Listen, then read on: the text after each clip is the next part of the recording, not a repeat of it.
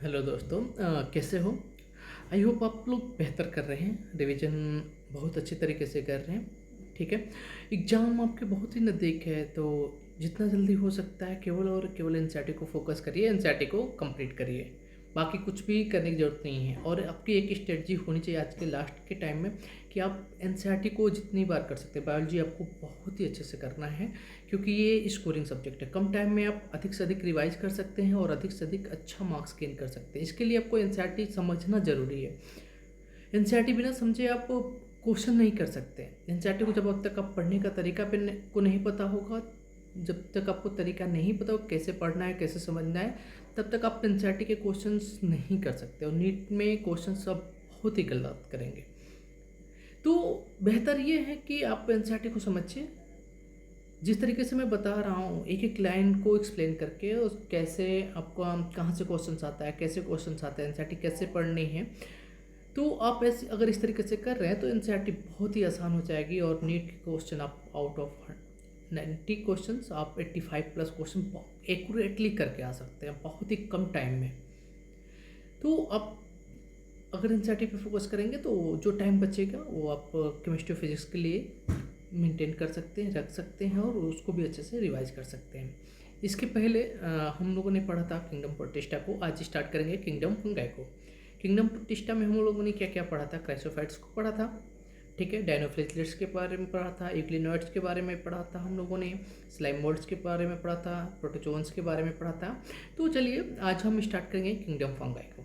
तो kingdom fungi में हमें पढ़ना क्या था? सबसे पहली चीज़ कि कुछ मेंबर्स को छोड़ दिया जाए।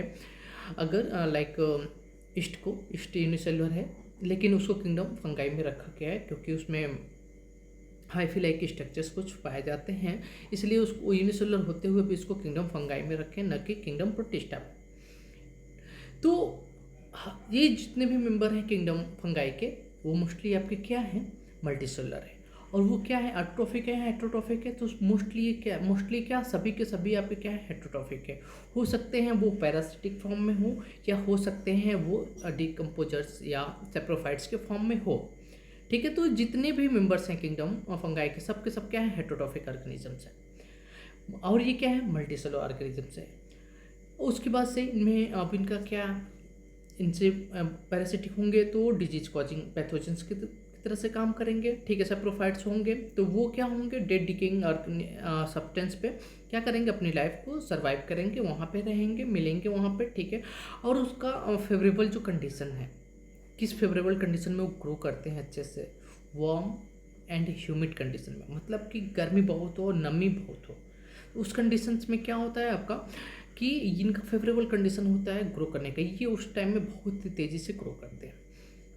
रिंगवॉर्म के बारे में आपने सोच देखा है, बहुत सारा लगभग मैक्सिमम लोग को रिंगवॉर्म तो हो ही जाता है इंडिया में। जब भी गर्मी का मौसम आता है तो क्यों ऐसा होता है?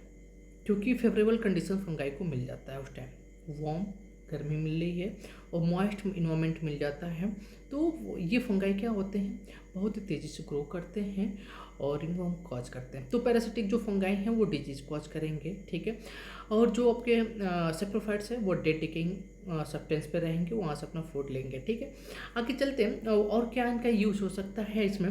पेन हम लोग बात करेंगे तो बहुत सारे ऐसे फंगाई हैं जिनसे हम लोग एंटीबायोटिक्स को क्या करते हैं? आइसोलेट करते हैं। एंटीबायोटिक्स का मतलब समझते हैं ना? एंटीबायोटिक्स हम लोग तो एक कॉमन वर्ड है। जाओ थोड़ा सा फीवर हुआ, आप एंटीबायोटिक ले लिया, नहीं लेना चाहिए किसी को भी एंटीबायोटिक बिना डॉक्टर के प्रिस्क्रिप्शन के। आपको एंटीबायोटिक नहीं लेना चाहिए। आजकल जितने भी मेडिकल स्टोर वाले धड़ल्ले से चलाते हैं एंटीबायोटिक्स, नहीं चलाना चाहिए, किसी को भी नहीं चलाना चाहिए। आजकल बिना प्रिस्क्रिप्शन के, बिना डॉक्टर के प्रिस्क्रिप्शन के एंटीबायोटिक नहीं यूज करना चाहिए। उसका क्या मिस यूज है? रेजिस्टेंस।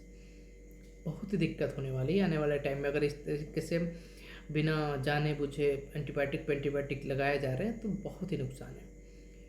तो बहुत सारे फंगाई से हम लोग क्या करते हैं? एंटीबायोटिक्स निकालते हैं, जैसे पेनिसिलिन, जो कि सबसे पहला हमारा एंटीबायोटिक आइसोलेट किया गया था पेनिसिलिन नोटेटम से।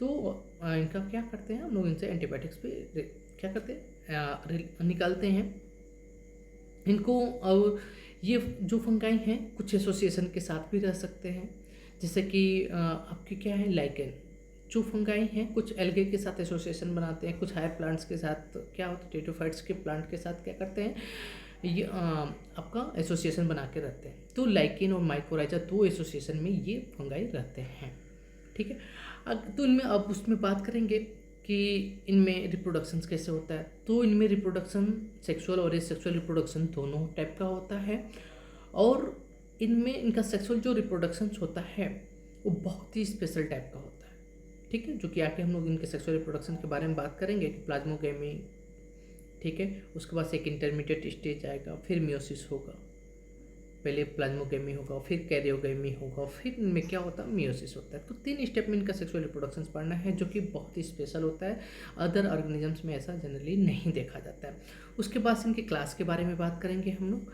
क्लास का क्या बात है, तो इनको 4 क्लासेस में हम लोग डिवाइड करेंगे, ठीक है, फाइकोमाइसिट्स, एस्कोमाइसिट्स, बेसिडियोमाइसिट्स एंड ड्यूट्रोमाइसिट्स, ठीक है। तो इनको 4 क्लास में बात करें, डिवाइड करके रखे हैं कि कैरेक्टर के बेसिस पे अलग अलग जो इनमें फंगाई हैं उनको अलग अलग क्लास में उनके फीचर के बेसिस पे रखे हैं, उनके डेवलपमेंट के बेसिस पे रखे हैं।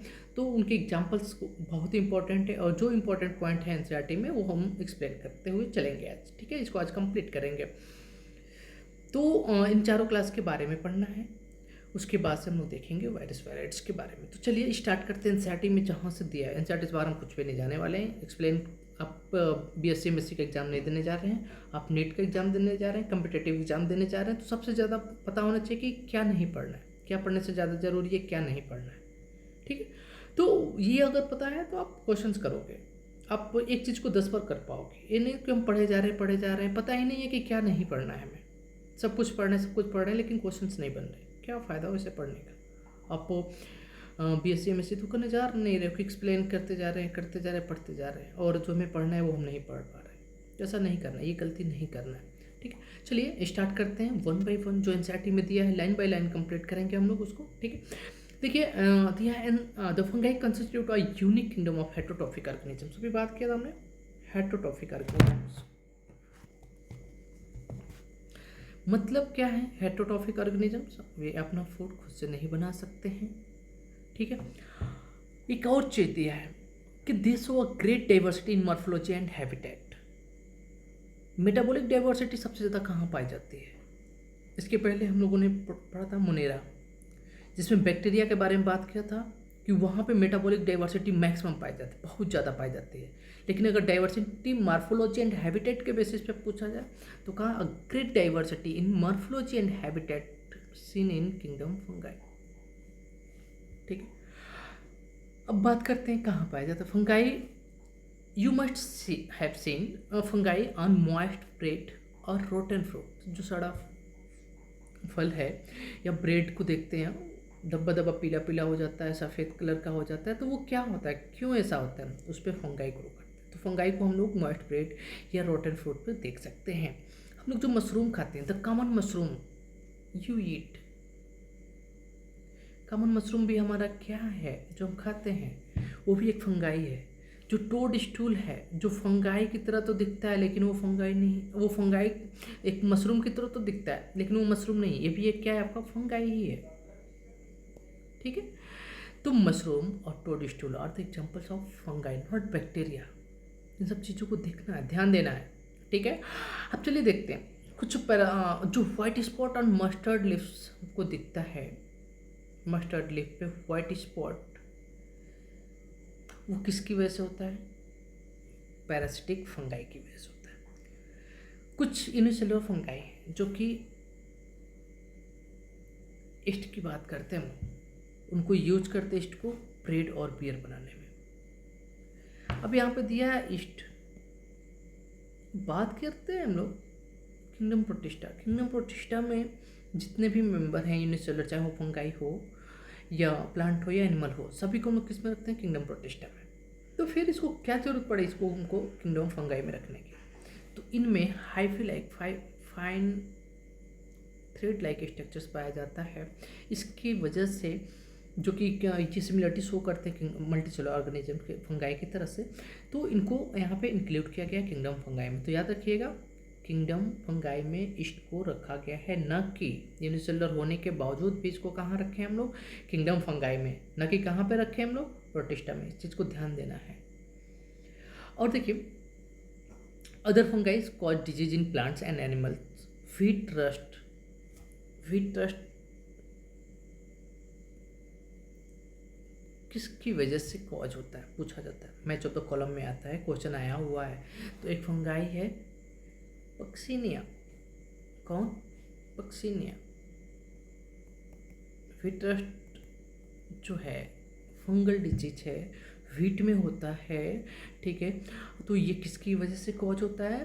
तो ये पक्सीनिया कॉज करता है।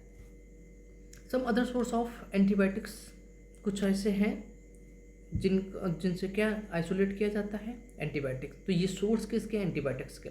जैसे कि fungi Penicillium notatum. Penicillium notatum से पेनिसिलिन एंटीबायोटिक को हम लोग क्या करते हैं? आइसोलेट करते हैं।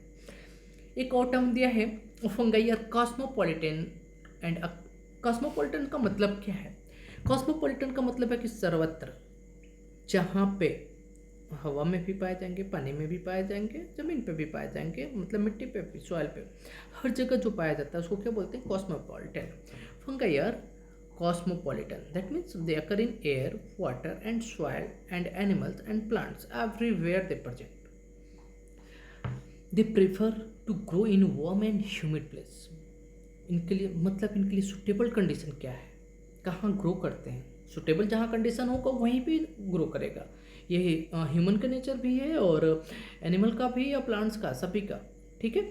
तो यहाँ ये ग्रो करते हैं ना, they prefer grow in warm and humid places या ह्यूमिड कंडीशंस। ये क्वेश्चन आया हुआ है, what is the favourable condition for growth of fungi? तो warm and humid. Have you ever wondered why we keep food in refrigerator? हम लोग खाने को क्यों रेफ्रिजरेटर में रखते हैं? क्यों?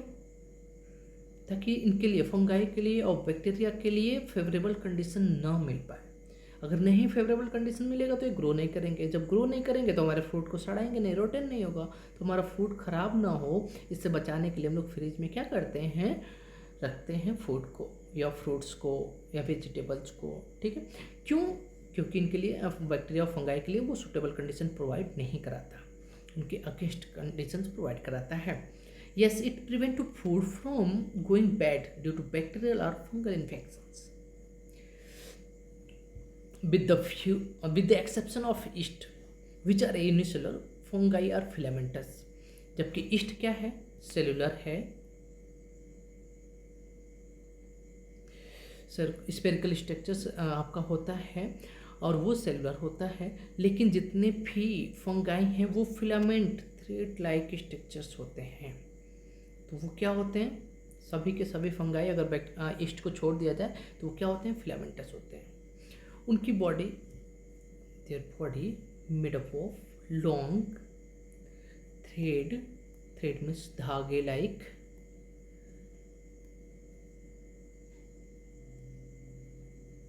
ठीक है। Their body consist of long slender thread, slender मतलब कि बहुत ही पतला, slender thread like structures called hyphae. देखिए ये स्ट्रक्चर, इनकी बॉडी बनी है बहुत ही फाइन स्ट्रक्चर्स, इसको बोलते हैं हम लोग हाइफी। अब ये हो सकता है सेप्टेट हो या एसेप्टेट हो। सेप्टा मतलब कि उसको डिवाइड करने वाला पार्ट। अगर ये सेप्टा प्रेजेंट है तो हो सकता है सेप्टेट हाइफी हो। अब आगे देखेंगे किस क्लास में सेप्टेट हाइफी होता है, किस में एसेप्टेट हाइफी होता है। बहुत सारे हाइफी मिल करके थ्रेड लाइक स्ट्रक्चर, बहुत सारे मिल करके एक नेटवर्क जब बनाते हैं तो उसको हम लोग बोलते हैं माइसेलियम।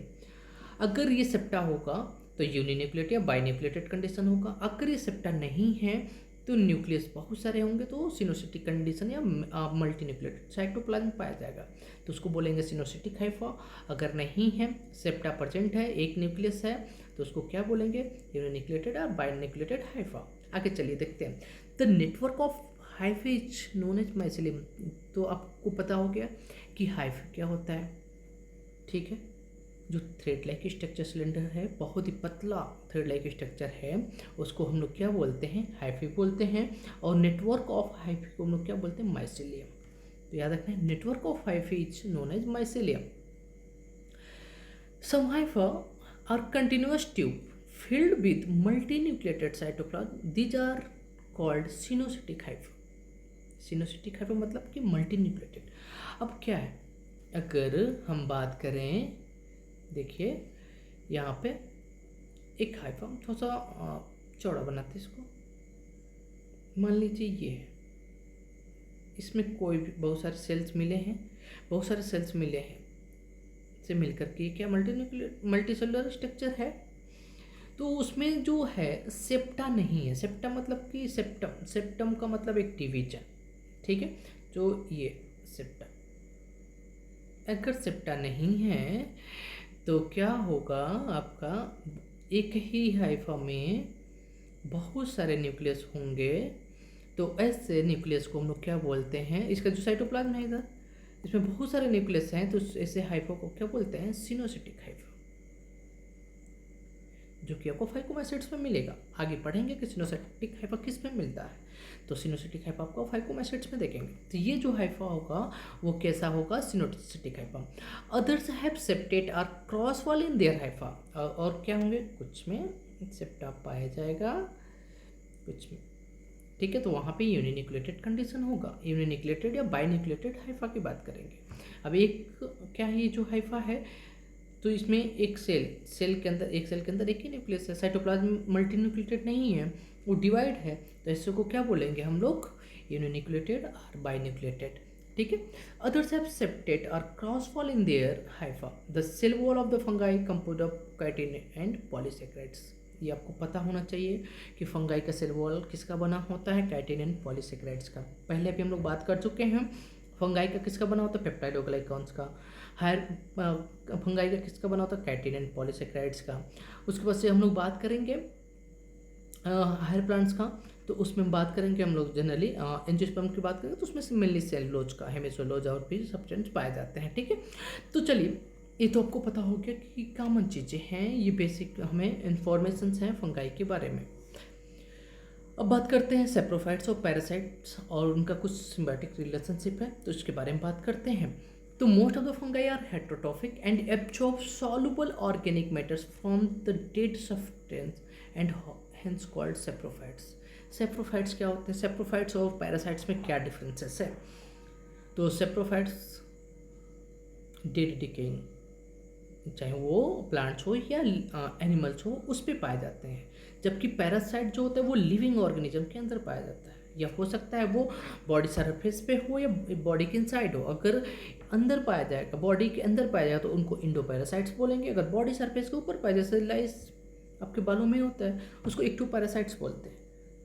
तो हमारा जो पैरासाइट्स होता है वो लिविंग ऑर्गेनिज्म पे पाया जाता है. लिविंग ऑर्गेनिजम्स के अंदर पाया जा सकता है या बाहर पाया, बॉडी सरफेस पे पाया जाता है, वो लिविंग ऑर्गेनिज्म पे डिपेंड करता है. लेकिन जो सेप्रोफाइट्स होते हैं वो डेड सब्सटेट या डिकेइंग मतलब कि जो सड़ गल रहा है, जैसे कोई फ्रूट से सड़ गया है, तो उस पर वो क्या होते हैं, अपना फूड लेते हैं, तो वहाँ पे न्यूट्रिशंस वहाँ से लेते हैं. तो क्या है, उनको क्या बोलेंगे हम लोग, जो डेड डिकेइंग पार्ट पे रहते हैं. और सॉल्युबल ऑर्गेनिक मैटर जो डिजॉल्व फॉर्म में क्या करते हैं, डिजॉल्व फॉर्म में अपना न्यूट्रिएंट्स लेते हैं, उनको हम लोग बोलते हैं क्या, सेप्रोफाइट्स. देखिए, they absorb soluble organic matter from dead substrate. अगर ये क्या देता है, डायरेक्ट दे देगा, फंगाई और हेट्रोट्रॉफिक, एंड ये absorb soluble organic matter from dead substance are called parasites, saprophytes. Other दो और भी आपके ऑप्शन दे देगा, तो वहाँ पे हमारा क्या होगा, सेप्रोफाइट्स. पैरासाइट आंसर नहीं होगा. और देखिए, those that depends on living plants and animal, याद रखना है, लिविंग प्लांट नॉट डेड. अगर लिविंग प्लांट्स एंड एनिमल पर डिपेंड रहता है तो उसको हम लोग क्या बोलते हैं, पैरासाइट्स. दे कैन, जैसे कि रिंगवॉर्म को जो कॉज करते हैं फंगाई, वो क्या है, पैरासाइट्स है. बहुत सारे और डिजीज कॉज करते हैं स्किन के, ठीक है, तो वो क्या है, आपके पैरासिटिक फंगाई हैं. They can also live as a symbiont. कुछ क्या होता है, सिम्बायोट रिलेशनशिप में पाए जाते हैं. सिम्बायोट रिलेशनशिप ऐसा रिलेशनशिप है जिसमें दोनों पार्टनर को क्या होता है, प्रॉफिट होता है, एक दूसरे के सहारे दोनों जीतते हैं. तो इसमें एल्गाई, अगर कुछ फंगाई जो एल्गे के साथ एसोसिएशन बनाते हैं, एल्गा प्लस फंगाई, इनका जो सिम्बायोटिक रिलेशनशिप होता है उसको हम लोग लाइकेन बोलते हैं, लाइकेन. ठीक है। अगर हायर प्लांट्स जैसे कि हम लोग जिम्नोस्पर्म की बात कर लें या टेट्रोफाइट्स का, उनके रूट के साथ रूट ऑफ हायर प्लांट्स आगे चल के हम लोग पढ़ना है। अगर रूट ऑफ हायर प्लांट पर इतना याद रखें, रूट ऑफ हायर प्लांट्स के साथ फंगाई का रिलेशंस है, तो ऐसे रिलेशंस को हम लोग क्या बोलते हैं, माइकोराइजा। माइकोराइजा तो लाइकोइन पता हो गया। अगर वो फंगाई किसके साथ, एल्गी के साथ एसोसिएशन में, तो उसको हम लोग बोलते हैं लाइकेन। अगर वो हायर प्लांट्स के रूट के साथ एसोसिएशन में, तो उसको बोलते हैं माइकोराइजा। इनके बारे में डिटेल में पढ़ना है जब प्लांट फिजियोलॉजी पढ़ेंगे। अब चलिए रिप्रोडक्शंस के बारे में बात करते हैं। तो रिप्रोडक्शंस के बारे में बात किया था हमने कि इनमें वेजिटेटिव भी रिप्रोडक्शन होगा, एसेक्सुअल रिप्रोडक्शंस भी होगा और सेक्सुअल रिप्रोडक्शन भी होगा। तो तीनों टाइप से इनमें रिप्रोडक्शंस होता है। तो देखिए, जो वेजिटेटिव रिप्रोडक्शंस होता है तो वो किसके थ्रू हो सकता है, फ्रेगमेंटेशन के थ्रू हो सकता है, या फिजन के थ्रू हो सकता है, या बर्डिंग के थ्रू हो सकता है।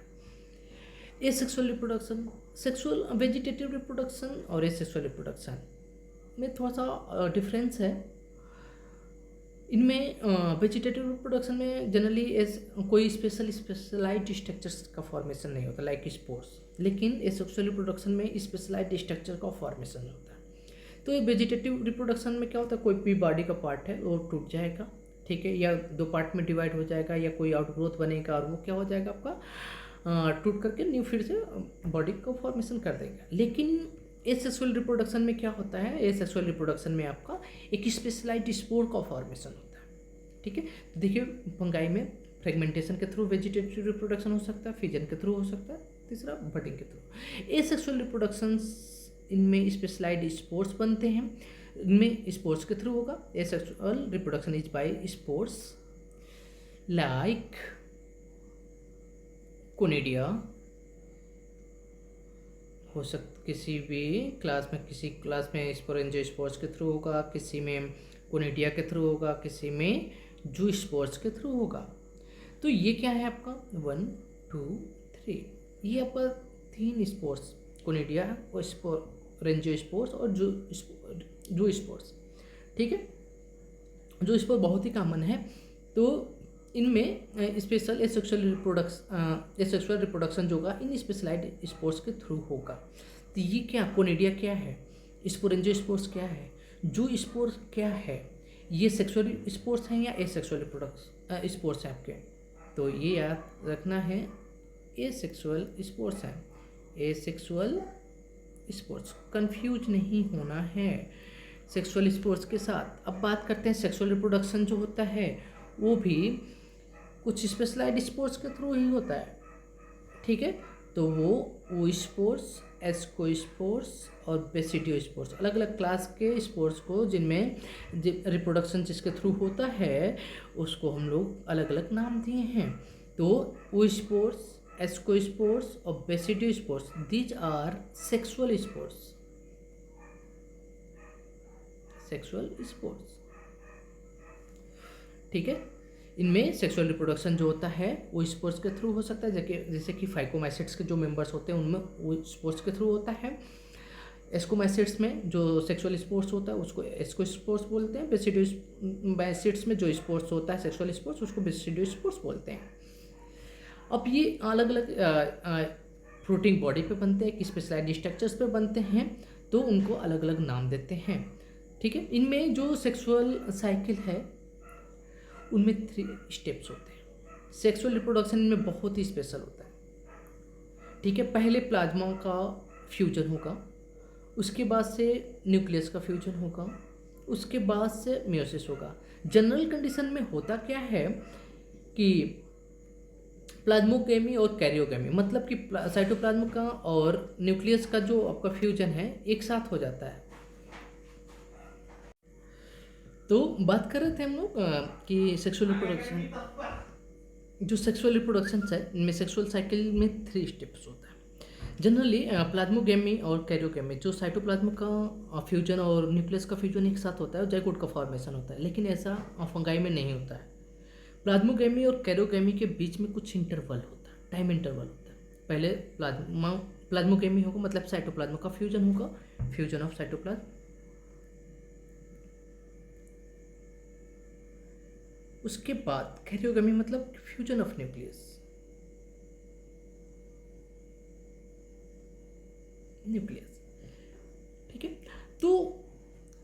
अब ये हो सकता है कि जो प्रोटोप्लाज्म का फ्यूजन हो रहा है टू मोटाइल या टू नॉन मोटाइल गैमेट्स के बीच में हो सकता है, तो उसको बोलते हैं हम लोग फ्यूजन ऑफ प्रोटोप्लाज्म। देख रहे हैं यहाँ पे, fusion of protoplasm, fusion of two nuclei, two nucleus. उसके बाद से मियोसिस होता है जाइगोट में, जो कि क्या करता है, फिर से हैप्लॉइड स्पोर्स का फॉर्मेशन करता है। लाइफ साइकिल हम लोग पढ़ेंगे, जब किंगडम प्लांट ही पढ़ेंगे तो वहाँ पे आपको डिटेल में पता चलेगा कि क्या कैसे होता है ये पूरी लाइफ साइकिल इनकी। तो ये तो हो गया आपका कि फ्यूजन ऑफ साइटोप्लाज्म और फ्यूजन ऑफ न्यूक्लियस, तो इनके बीच में टाइम इंटरवल होता है कुछ में, ठीक है, कुछ में तो नहीं होता है लेकिन कुछ में आपको मिलेगा। तो उसमें उस स्टेज को बोलते हैं डाइकैरियन, और उस फेज को बोलते हैं हम लोग, उस कंडीशन को बोलते हैं डाइकैरियन, जिसमें एक जब फ्यूजन साइटोप्लाज्म का फ्यूजन हो जाएगा तो एक ही सेल में क्या होगा, दो न्यूक्लियस होगा, तो उस कंडीशन को बोलते हैं हम लोग डाइकैरियन, और उस फेज को बोलते हैं डाइकैरियो फेज ऑफ द फंगाई। उसके बाद से वो फिर से फ्यूज हो जाएगा और डिप्लॉयड बन जाएगा। एक चीज़ याद रखना है, जू स्पोर और जाइगोस्पोर, जू स्पोर और जाइगोस्पोर, इसकी प्लॉइडी क्या है। ये एसेक्सुअल स्पोर से हैप्लॉइड होता है। ये क्या होता है, जाइगोस्पोर दो गैमेट के फ्यूजन के बाद बनता है, ठीक है, तो उसका प्लॉइडी 2n होता है। आगे देखेंगे हम लोग, चलिए देखते हैं इसमें। व्हेन द फंगस, इस चीज़ को स्टेप में पूछा था क्वेश्चन कि प्लाज्मोगेमी, कैरियोगेमी और मियोसिस, या पहले पूछेगा स्टेप में दे देगा which are the following are correct. अब स्टेप में दे देगा, पहले प्लाज्मोगेमी होगा, कैरियोगेमी होगा, फिर मियोसिस होगा, मियोसिस फिर कैरियोगेमी, फिर प्लाज्मोगेमी, ऐसे करके आपको क्वेश्चन देता है। क्वेश्चन प्रैक्टिस करेंगे तो आपको सारी चीज़ें मिल जाएगी। जब फंगस की बात करते हैं, when a fungus reproduce sexually, two haploids hyphae that are compatible mating type, that means one positive strain और one negative strain, दोनों ही मेल या दोनों ही फीमेल नहीं हो सकते। मतलब क्या है, दोनों ही मेल, मतलब क्या है, एक दोनों ही पॉजिटिव स्ट्रेन नहीं हो सकते या दोनों ही निगेटिव स्ट्रेन नहीं हो सकते हैं। एक डोनर होना चाहिए, एक रेसिपिएंट होना चाहिए। तो कंपेटेबल मेटिंग टाइप का मतलब क्या है, एक पॉजिटिव स्ट्रेन हो, एक मेल की तरह से काम करे, एक दूसरा क्या हो, फीमेल की तरह से काम करे। They come together and fuse. In some fungi, the fusion of two haploid cells immediately result in diploid cells. हमने बात किया था कि कुछ में क्या होता है, प्लाज्मोगेमी और कैरियोगेमी तुरंत हो जाता है, लेकिन कुछ में क्या होता है, कुछ टाइम इंटरवल होता है प्लाज्मोगेमी और आपके कैरियोगेमी के बीच में। However, in some other fungi like ascomycetes and basidiomycetes, an intervening dikaryotic stage, that is a intervening मतलब एक intermediate stage, that is dikaryotic state, n plus n with two nuclei per cells occur. That condition is known as dikaryon stage and the phase is known as dikaryophase of the fungi. अब इसमें क्या होगा, cytoplasm का तो fusion हो गया, दो hyphae आए, एक हाइफी में एक न्यूक्लियस है, हमने मान लिया ये, एक और आया। अब इसमें पहले क्या होगा, साइटोप्लाज्म का फ्यूजन होगा। जब साइटोप्लाज्म का फ्यूजन हो गया, साइटोप्लाज्म में दो न्यूक्लियस है, तो इस स्टेज को हम लोग क्या बोलेंगे, इस फेज को क्या बोलेंगे, डाइकैरियोफेज। और एक सेल में, एक सेल के कंडीशन में यहाँ पे दो न्यूक्लियस है तो उसको क्या बोलेंगे, डाइकैरियन। और यहाँ पे फ्यूजन नहीं है, दोनों न्यूक्लियस फ्यूज नहीं है, तो कंडीशन क्या होगा, dikaryon, n plus n, not 2n। जब तक फ्यूज दोनों न्यूक्लियस नहीं होते तब तक 2n नहीं बोलेंगे, n प्लस n स्टेज, ठीक है। चलिए आगे देखते हैं। The later the parental nuclei fuse, उसके बाद जो पेरेंटल न्यूक्लियाई हैं, एक मेल स्टेन से आया, एक फीमेल स्टेन से आया, वो फ्यूज करते हैं और बिकम क्या होता है, डिप्लॉइड। अब ये फ्यूज करेंगे कुछ टाइम बाद और वो क्या करेंगे, 2n बना लेंगे। The fungi form fruiting body in which reduction division occur leading to formation of haploid spores. इनकी लाइफ साइकिल मोस्टली क्या होती है, हैप्लॉइड ही होती है मोस्टली, ठीक है। डाइकैरियोटिक कुछ टाइम के लिए इनमें क्या होता है, केवल डिप्लॉइड स्टेज पाया जाता है, बाकी most of the life cycle में इनमें क्या होता है, आपका हैप्लॉइड लाइफ साइकिल ही चलती है। अभी स्पोर्स क्या होंगे, अब इनमें स्पेशलाइज्ड फ्रूटिंग बॉडी का फॉर्म, एक स्पेशलाइज्ड स्ट्रक्चर का फॉर्मेशन होगा, ठीक है। अब इसमें क्या होगा, 2n बन गया, एक बॉडी बनी, और उसमें क्या होगा, रिडक्शन डिवीजन मतलब मियोसिस होगा, फिर से स्पोर्स बनेंगे, हैप्लॉइड स्पोर्स, और ये ग्रो करके फिर से न्यू प्लांट्स का फॉर्मेशन करते हैं, ठीक है। तो इनका लाइफ साइकिल जो है आपका हैप्लॉन्टिक लाइफ साइकिल है। और ये क्या करेंगे, स्पोर्स जो बन रहा है वो डिफरेंट टाइप के प्रोटीन बॉडी पे बनेगा, जैसे बेसिडियोकार्प, एस्कोकार्प, तो आगे पढ़ना है उनमें। ऐसे एस्को आपके एस्कोमाइसिट्स में एस्कोकार्प का फॉर्मेशन होगा, फ्लोटिंग बॉडी जो होता है उसका एस्कोकार्प बोलते हैं। बेसिडियोमाइसिट्स में जो फ्लोटिंग बॉडी का फॉर्मेशन होता है उसको बेसिडियोकार्प कहते हैं। तो उन एस्कोस्कार्प या बेसिडियोस्कार्प पे क्या होते हैं आपके स्पोर्स का फॉर्मेशन होता है। हो सकता है वो इनसाइड हो या हो सकता है बॉडी पे हो। तो वहाँ से क्वेश्चन आता है which of the following are endogenous or which of the following spores are exogenous. तो वहाँ से देखना है क्वेश्चंस कहाँ से आ रहे हैं। तो बेसिडियो स्पोर्ट्स के बारे में बात कर रहे हैं तो एक्सोजिनस, इसको स्पोर्ट्स के बारे में बात करेंगे तो इंडोजिनस, ठीक है, बॉडी के अंदर बन रहा है। चलिए उसके बारे में डिटेल में देखते हैं। अब हम लोग को क्लासिफिकेशन के बारे में बात करना है। तो जो क्लासिफिकेशन है वो क्या है, on the basis of morphology of mycelium. Mycelium का मॉर्फोलॉजी क्या है, सेप्टेट है या एसेप्टेट है। मोड ऑफ स्पोर्स फॉर्मेशन, कैसे स्पोर्स का फॉर्मेशन हो रहा है, सेक्सुअल स्पोर्स का फॉर्मेशन होता है कि सेक्सुअल स्पोर्स का होता है या दोनों होता है, और फ्रूटिंग बॉडी कैसा बनता है। इसके बेसिस पे इस किंगडम को क्या करते हैं, डिफरेंट क्लासेस में डिवाइड करते हैं, लाइक फाइकोमाइसिट्स, एस्कोमाइसिट, बेसिडियोमाइसिट्स एंड ड्यूट्रोमाइसिट्स। तो चलिए एक एक क्लास को हम लोग पढ़ते हैं। स्टार्ट करते हैं फाइकोमाइसिट्स से, ठीक है। तो फाइकोमाइसिट सबसे प्रिमिटिव आपका फंगाई होगा इस मेंबर्स में। इसके जो मेंबर्स होते हैं जनरली एक्वेटिक होते हैं और decaying woods in moist and damp places पे पाए जाते हैं। यहाँ से क्वेश्चंस नहीं आता है, और वो हो सकते हैं ऑब्लिगेट पैरासाइट के फॉर्म में होम प्लांट्स पे। तो members of phycomycetes are found in aquatic habitats. जितने भी प्रिमिटिव होंगे, सबसे पुराने होंगे, तो हमको पता है कि जो ओरिजिन हुआ है वो एक्वेटिक इन्वायरमेंट में ही हुआ है, ठीक है। तो वहाँ पे इनका मोस्टली ये पाए जाएंगे। तो ये भी क्या प्रिमिटिव फंगाई हैं। तो मोस्टली ये क्या फाउंड इन एक्वेटिक हैबिटेट, और कहाँ पे पाए जाते हैं, decade would in moist and damp places, और हो सकते हैं वो ऑब्लिगेट पैरासाइट के फॉर्म में हो सकते हैं।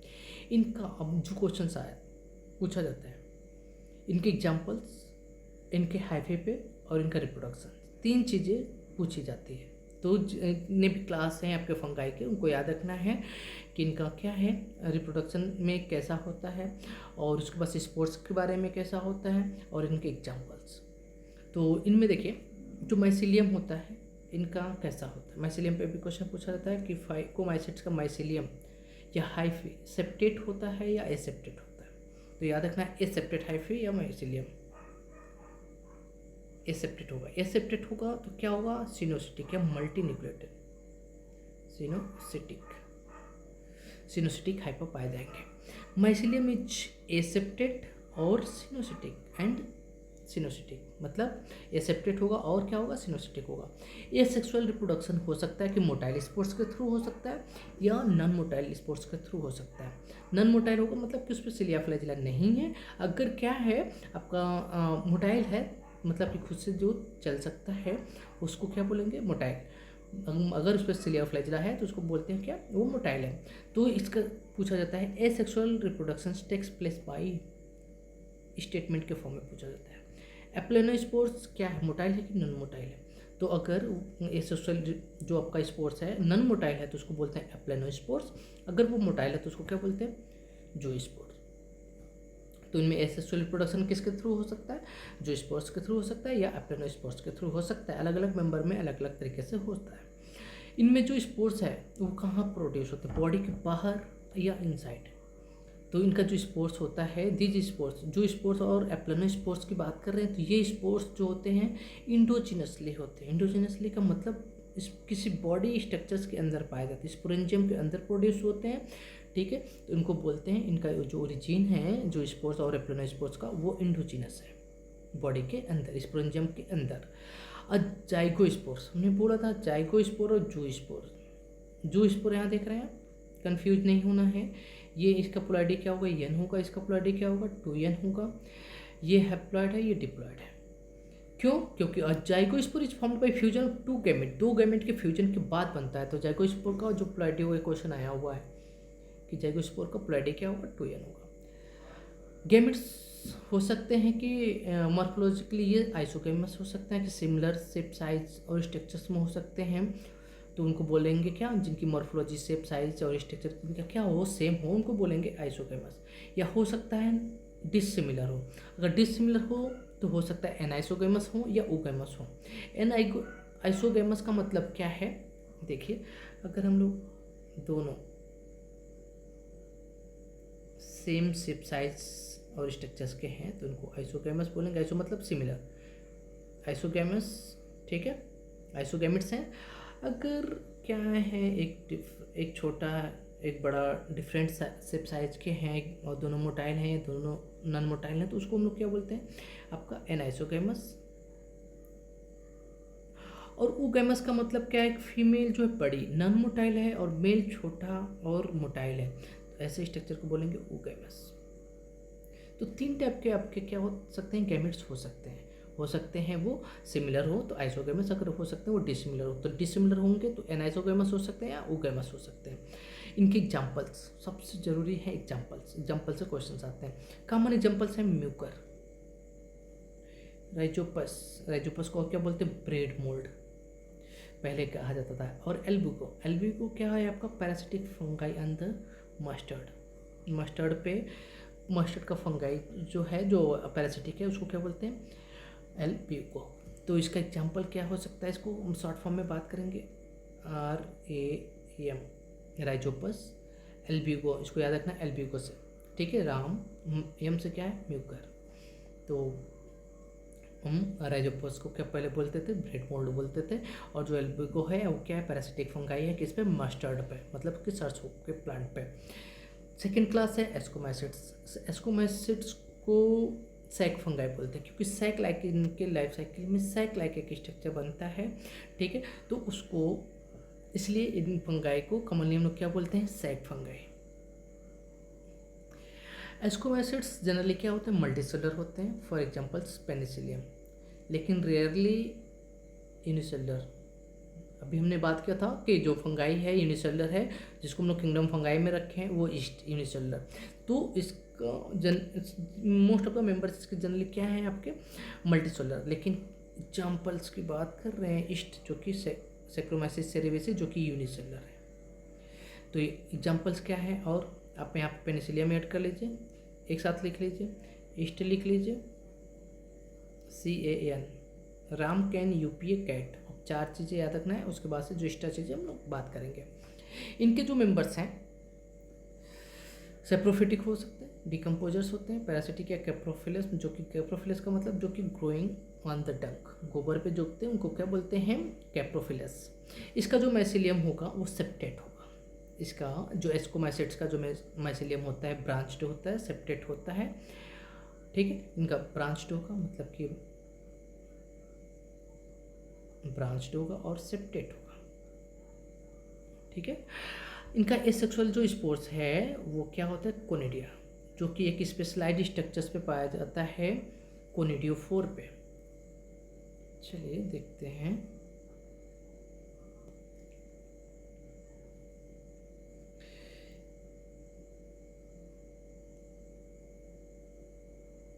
एक कोनिडियोफोर है,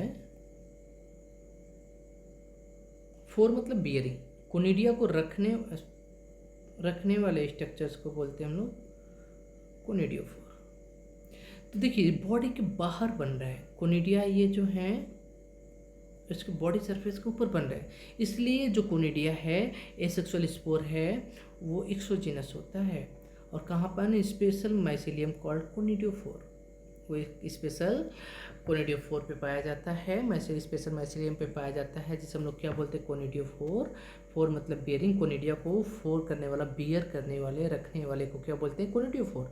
तो कोनिडियोफोर के ऊपर बनता है, तो ये क्या होगा, एक्सोजिनस, नॉट इंडोजिनस। वे हम लोग फाइकोमाइसिड्स में पढ़े कि जो आपका स्पोरेंजियो स्पोर्स हैं, जो स्पोर्स हैं वो बॉडी के अंदर बनते हैं, स्पोरेंजियम में बनते हैं, तो उनको क्या बोलेंगे, ओरिजिन उनका क्या है, इंडोजिनस है। इसका ओरिजिन क्या है, एक्सोजिनस है, मतलब कि बॉडी सरफेस के ऊपर बन रहे हैं।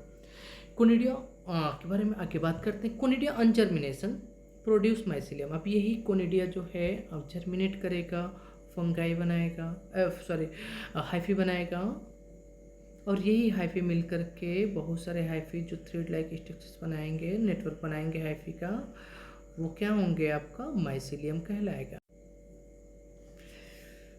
सेक्सुअल जो स्पोर्स है उनको क्या बोलते हैं, एस्कोस्पोर्स। तो पूछा जाता है कि क्लास एस्कोमाइसिड्स का सेक्सुअल स्पोर्स क्या है, उसका क्या नाम है, तो उसका नाम है एस्कोस्पोर्स, जो कि प्रोड्यूस होता है इंडोजिनसली और एक्सोजिनसली। तो एस्कोस्पोर्स आर इंडोजिनसली, क्योंकि वो एक सैक लाइक स्ट्रक्चर्स में क्या होता है, प्रोड्यूस होता है, प्रोड्यूस इंडोजिनसली इन सैक लाइक स्काई, जिसको एस्कस बोलते हैं, सैक लाइक स्ट्रक्चर जिसको हम लोग क्या बोलते हैं, एस्कस बोलते हैं, वो उसके अंदर प्रोड्यूस होता है, इसलिए इसका ओरिजिन क्या होगा आपका, एस्कोस्पोर्स इंडोजिनसली। ठीक है, तो ascospores are endogenously. These asci are arranged in different type of fruiting body. Fruiting body का मतलब एक स्पेशलाइज्ड स्ट्रक्चर से बड़ी बॉडी का फॉर्मेशन होना। बहुत सारे मान लीजिए सैक लाइक स्ट्रक्चर से ये सब फ्यूज होकर के फ्रूटिंग बॉडी का फॉर्मेशन करते हैं, स्पेशलाइज्ड स्ट्रक्चर्स का फॉर्मेशन करते हैं। ठीक है, तो देखिए दीज इसका यार arrange in different type of fruiting body, और उस फ्रूटिंग बॉडी को क्या बोलते हैं हम लोग, एस्कोकार्प,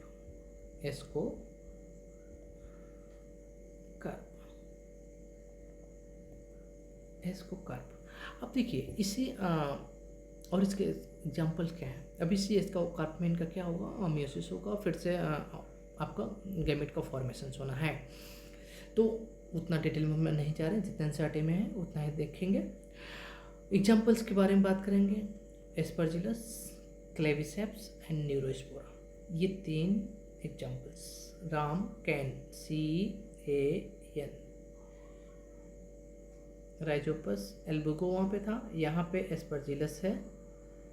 ठीक है, एस्परजिलस है, क्लेविसेप्स एंड न्यूरोस्पोरा। अब देखिए न्यूरोस्पोरा को यहाँ से क्वेश्चन आ चुका है कि न्यूरोस्पोरा जो है वो बायोकेमिकल और जेनेटिक वर्क में बहुत यूज किया जाता है। ये पूछा जाता है जब तक following member is extensively used in biochemical and genetic work, और कौन सा था फंगाई का मेंबर, और स्कोमैसिड्स का कौन सा मेंबर है, तो न्यूरोस्पोरा। तो पूछ सकता है कि न्यूरोस्पोरा किसका मेंबर है, एग्जाम्पल के फॉर्म में दे देगा, तो स्कोमैसिड्स का मेंबर है। कहाँ कौन सा ऐसा एस्कोमैसिड्स का मेंबर है जो बायोकेमिकल और जेनेटिक वर्क में बहुत ज़्यादा यूज होता है, यूज एक्सटेंसिवली। ठीक है, तो उसको क्या नाम है उसका, न्यूरोस्पोरा। अब देखिए कुछ मेंबर्स हैं जैसे मोरल्स एंड ट्रफल्स, ये एडिबल है एंड कंसिडर एज डिलीशियस, बहुत ही स्वादिष्ट है। ठीक है, तो morels and truffles are also a member of किसके, एस्कोमैसिड्स के। उधर पेनिसिलियम और ईस्ट के बारे में बात की, तो कौन कौन सा और एग्जांपल्स हो गया एस्कोमैसिड्स का, तो एस्कोमैसिड्स में क्या क्या पढ़ना है आपको, जो इसको स्पोर्स हैं वो कैसे होते हैं आपके, वो सेक्सुअल स्पोर्स हैं, एक्सोजिनस ओरिजिन होगा या इंडोजिनस इसका ओरिजिन होगा, तो इंडोजिनस। अगर एसेक्सुअल स्पोर्स की बात करेंगे तो कोनिडिया का ओरिजिन क्या है, एक्सोजिनस है। एग्जाम्पल्स के बारे में बात करेंगे तो इसका अभी हम लोगों ने पढ़ा था पेनिसिलियम, ईस्ट, और यहाँ पे कैन का मतलब क्या है, C से आप बात करेंगे क्लेविसेप्स, A से यहाँ पे स्पर्जिलस है, N से न्यूरोस्पोरा को हम लोग बायोकेमिकल और जेनेटिक वर्क में बहुत ही ज़्यादा यूज करते हैं। और इसका एग्जांपल्स और क्या है, मोरल्स एंड ट्रफल्स, जो कि स्वादिष्ट हैं और खाए जाते हैं। नेक्स्ट है बेसिडियोमाइसिड्स। नेक्स्ट क्लास में बेसिडियोमाइसिड्स की बात कर रहे हैं, तो बेसिडियोमाइसिड्स के जो बहुत ही कॉमन एग्जाम्पल है मेंबर जो है वो मशरूम है। मशरूम के बारे में बात कर, मशरूम हम लोग खाते हैं, तो वो किसका मेंबर है, बेसिडियोमाइसिड्स का। और क्या एग्जांपल्स हैं, bracket fungi and puff balls, this are the examples, और ब्रैकेट फंगाई या puff balls are the examples of basidiomycetes. तो याद रखना है, ज़्यादा एग्जांपल्स नहीं, जितना काम की चीज़ें बस उतना ही पढ़ना है। Mushroom, bracket fungi and puff balls, ये किसके एग्जांपल्स हैं, बेसिडियोमाइसिड्स के। ठीक है, बहुत सारी बुक लेकर के, बहुत सारे मॉड्यूल्स लेकर के पढ़ने की ज़रूरत नहीं है, क्योंकि वहाँ से क्वेश्चंस नहीं आने, जितना क्वेश्चन जहाँ से आना है उतना कम से कम तैयार करो। ठीक है, उतना तैयार होने के बाद फिर सोचो, लेकिन रिवीजन के टाइम में तो बिल्कुल भी सोचना नहीं है, कहीं एक्स्ट्रा जाना ही नहीं है, नहीं तो गलत होने का चांसेस आपके क्वेश्चन के बहुत ज़्यादा हो जाते हैं। वैसे ही 75% आपके गलत होने के चांसेस रहते हैं, 25% क्या होते हैं, 4 ऑप्शन में एक सही है, तो 25% ही करेक्ट होने का चांस है, 75% तो गलत होने का चांस है। तो जितनी ज़रूरत हो उतना ही चीज़ें करो, उससे ज़्यादा नहीं। आगे बात करते हैं, दे ग्रो इन सॉइल, और जाहिर सी बात है सभी के मेंबर सेप्रोफाइट से पैरासिटिक हो सकते हैं। तो they grow in soil, on logs, लट्ठे पे, on tree stumps and in living plants body as a parasite like rust and smuts. इसके एग्जाम्पल सभी देखेंगे। द माइसिलियम इज ब्रांच, इसका भी माइसिलियम क्या होगा, ब्रांच्ड, और क्या होता है, सेप्टेट होता है। तो स्कोमैसिड्स और बेसिडियोमाइसिड्स के दोनों के माइसिलियम क्या है आपके, सेप्टेट है और ब्रांच्ड है। फाइकोमाइसिट्स का ऐसा कुछ नहीं, ना तो ब्रांच्ड होता है ना तो सेप्टेट होता है। तो सिनोसिटिक हाइफा किस में पाया जाता है आपका, फाइकोमाइसिट्स में। इनमें और किसी में सेप्टेट आपका हाइफा नहीं पाया जाएगा। इनमें जो एसेक्सुअल स्पोर्स होता है वो जनरली नहीं पाया जाता, याद रखना है, बहुत ही इंपॉर्टेंट चीज़ें हैं। एसेक्सुअल स्पोर्स इसमें नहीं पाए जाते, लेकिन वेजिटेटिव रिप्रोडक्शन इनमें होता है। बट वेजिटेटिव रिप्रोडक्शन बाय किससे, फ्रेगमेंटेशन के थ्रू होता है। अभी पूछ देगा which of the following statement is correct about the basidiomycetes. Asexual spores are generally present or found, not हटा देगा, थोड़ा सा ध्यान आपका नहीं रहेगा क्वेश्चन, तो क्वेश्चन गलत हो जाएगा। तो इनमें एसेक्सुअल स्पोर्स नहीं पाए जाते हैं, लेकिन इनमें वेजिटेटिव रिप्रोडक्शन होता है किसके थ्रू, फ्रेगमेंटेशन के थ्रू। 6 ऑर्गन्स इनमें नहीं पाए जाते। इनमें दो चीज़ें, एसेक्सुअल स्पोर्स नहीं पाए जाते हैं, कोई भी 6 ऑर्गन्स नहीं पाया जाता है।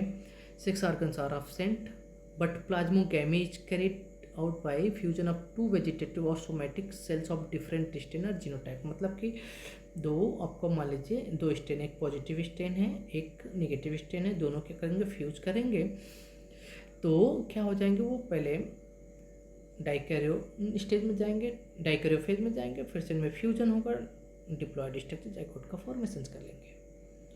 ठीक है, तो इनमें कोई भी सेक्स ऑर्गन नहीं पाया जाता, स्पेशलाइज्ड सेक्स ऑर्गन नहीं पाया जाता, लेकिन प्लाज्मोगैमी होता है। किसे, 2 डिफरेंट टाइप के स्ट्रेन आएंगे, पॉजिटिव और निगेटिव, 2 गैमेट नहीं बनेगा, स्पेशलाइज्ड गैमेट का फॉर्मेशन नहीं होता है, 2 स्ट्रेन ही आकर के क्या करते हैं, फ्यूज कर जाते हैं।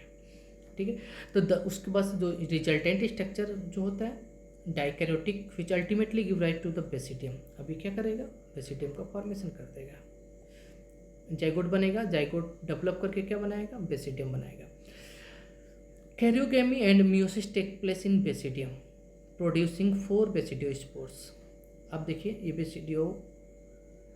बेसिडियम बना है, और इसी बेसिडियम में आपका क्या होगा, मियोसिस होगा एंड कैरियोगैमी बना है, बेसिडियम बना था, उसी में क्या कैरियोगैमी हुआ, और उसके बाद से डिप्लॉयड स्ट्रक्चर बन चुका है, डिप्लॉयड स्ट्रक्चर बन चुका है तो इसमें मियोसिस होगा, और मियोसिस होने के बाद से फिर से हैप्लॉयड स्ट्रक्चर्स का फॉर्मेशन होगा। तो जो बेसिडियोस्पोर्स होंगे वो हैप्लॉयड होंगे, याद रखना है। बेसिडियोस्पोर्स की प्लॉयडी क्या है, एन। एस्कोस्पोर्स का प्लॉयडी क्या है, एन। ठीक है, तो बेसिडियोस्पोर्स जो बनेंगे वो बेसिडियम में आपका क्या होगा, मियोसिस होने के वजह से बनेंगे, और उनकी प्लॉयडी क्या होगी, एन। अब जो बेसिडियोस्पोर्स है उसका ओरिजिन क्या है, एक्सोजिनस है या एंडोजिनस है। तो याद रखना है कि basidiospores are exogenous, statement direct question आता है। अगर एस्कोस्पोर्स के बारे में बात करते हैं तो इंडोजिनस, और बेसिडियोस्पोर्स की बात करते हैं तो एक्सोजिनस, क्योंकि वो एक बेसिडियम बनता है, बेसिडियम के ऊपर स्पोर्स बनते हैं, सरफेस पे बनते हैं। ठीक है, तो वो क्या है, exogenous. The basidiospores are exogenously produced on the basidium, on the, not inside, on the basidium का मतलब सरफेस पे। The basidia are arranged in fruiting body, और उसके fruiting body को क्या बोलते हैं, बेसिडियोकार्प बोलते हैं। वही बेसिडियम, बहुत सारे बेसिडियम बना, 2 4 5 और ये बन करके बेसिडियोकार्प बना लेगा उसका fruiting body। ठीक है, some members are agaricus mushroom का आपका बोटेनिकल नेम है। अस्टिलेगो, इसको स्मार्ट बोलते हैं, पक्सिनिया रस्ट फंगाई। तो इसके एग्जाम्पल क्या क्या हो गया, यूपी, हमने क्या बोला था, Ram can, UPA, Ustilago, Puccinia, और क्या है, एगेरिकस मशरूम। तो राम कैन, यूपीए, और इसका क्या हो जाएगा, कैट। अलग अलग, एक का अलग अलग मतलब है, आपको अलग अलग याद रखना है। तो देखिए एगेरिकस किसका मेंबर है, मशरूम किसका मेंबर है, आपका मेंबर है बेसिडियोमाइसिट्स का। अस्टिलेगो किसका मेंबर है, जिसको स्मट फंगाई बोलते हैं, उस बेसिडियोमाइसिट्स का। पक्सिनिया जिसको हम लोग क्या बोलते हैं, रस्ट फंगाई, वो किसका मेंबर है, आपका बेसिडियोमाइसिट्स का। लास्ट है क्लास आपका ड्यूक्टोमाइसिट्स। ड्यूक्टोमाइसिट्स को बोलते क्या है, इम्परफेक्ट फंगाई। क्यों इम्परफेक्ट फंगाई बोलते हैं, इम्परफेक्ट फंगाई बोलते हैं क्योंकि इनमें सेक्सुअल रिप्रोडक्शन नहीं पाया जाता है। अगर इनमें जो रिप्रोडक्शन होता है केवल या तो एसेक्सुअल रिप्रोडक्शन हो सकता है या तो वेजिटेटिव रिप्रोडक्शन हो सकता है, इनमें सेक्सुअल रिप्रोडक्शन नहीं पाया जाता है। अगर कोई